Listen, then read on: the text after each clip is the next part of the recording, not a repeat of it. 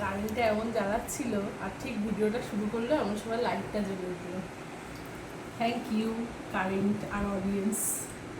আচ্ছা এই দেখো না, আজকে না মনটা খুব খারাপ, কারণ আমি না যেহেতু পটল চিংড়ি করতে চেয়েছিলাম একটু জমিয়ে, কিন্তু জমিয়ে পারলাম না, একটু পাতলাই করলাম। কারণ কি, মিক্সি ছাড়া আমার বাটার সেরকম সরঞ্জাম ওপরে নেই, এবার মিক্সিতে পেস্ট করতে পারিনি। কারেন্টের খুব মানে সেই সকাল থেকে কারেন্ট লো ভোল্টেজ রয়েছে, এমন লো ভোল্টেজ হয়ে রয়েছে, মিক্সি তো চলছেই না কোনো কিছু, মানে একটু মোটরেও জল তোলার উপায় নেই।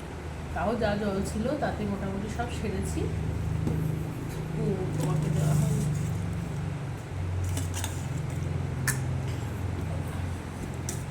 কেমন হয়েছে তা কি জানি না, মানে মিক্সিতে ওই দারুণ হয়েছে।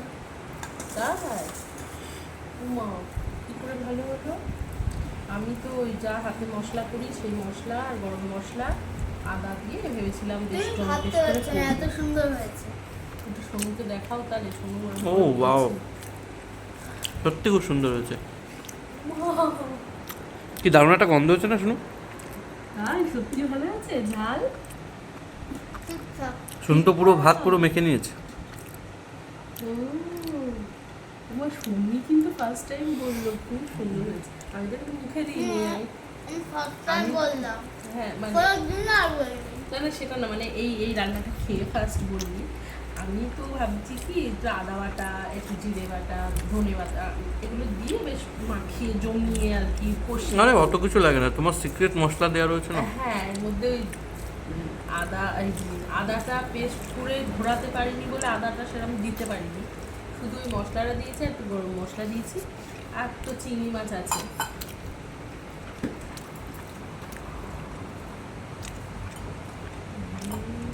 ওই সিক্রেট মশলাটা দেওয়ার জন্য হয়েছে। সিক্রেট আর থাকলো কোথায়, সবই যতক্ষণ বলে দিলাম সিক্রেটের আর কিছু নেই, বলেই দিই।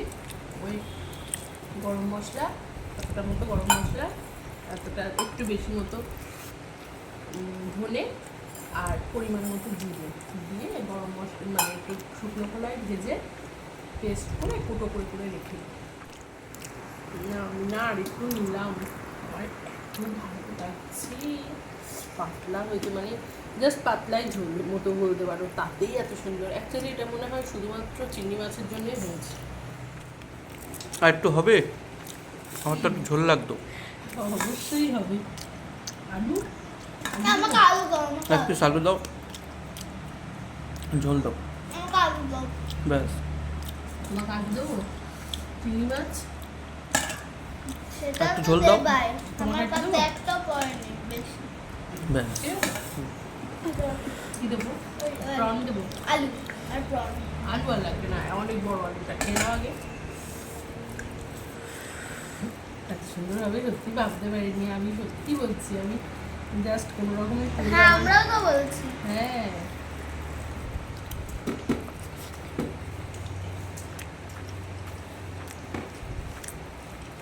অনেক সময় বলে যায়।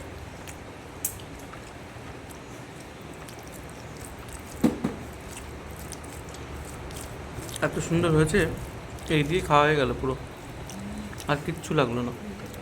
কিছু করতে পারি। আর কচু এনেছে, কচু বাটার একটা ভিডিও দেখাবো। কচুটা না ভালো হয়নি, সেদ্ধ করতে বসিয়েছি, সেদ্ধ আর হলো না, ওই জন্য কচুটা আর দেখাতে পারলাম না।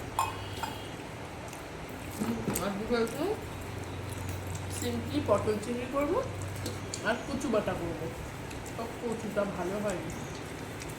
ভালো কচু না হলে খাওয়া যায় না। কচুটা সত্যি কথা বলতে একদম নরম হয়ে বেশ একটা গলে যায়, সেই কচুটা খুব সুন্দরভাবে বেশ খাওয়া যায়, মাখা যায়, খাওয়া যায়, কিন্তু কচু ভালো না হলে খাওয়া যায় না।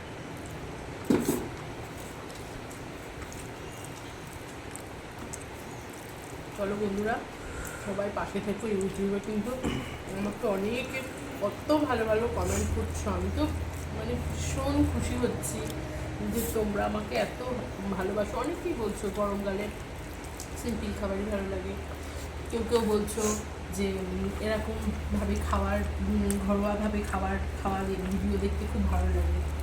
থ্যাংক ইউ সকলকে, সবাই আমার পাশে থেকেও ভিডিওটা একটু শেয়ার করে দাও, সাবস্ক্রাইব করো যারা সাবস্ক্রাইব করোনি।